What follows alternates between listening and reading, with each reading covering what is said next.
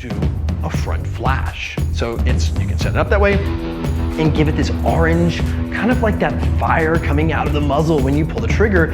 And it works, like I said, even with regular BBs, because the white BB accepts that glow, especially in lower noon. I was really impressed with the size of this company. I mean, they do everything in-house. It's really impressive to see the level of work that they put into.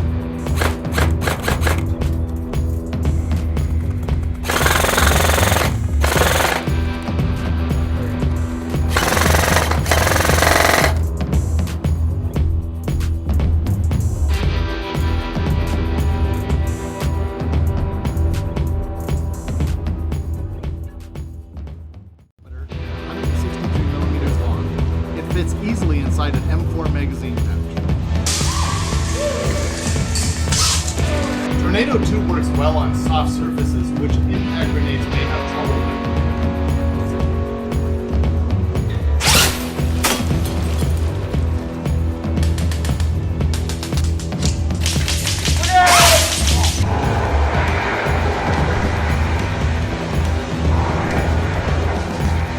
Tornado 2 is our most rugged and durable frag grenade ever, almost indestructible.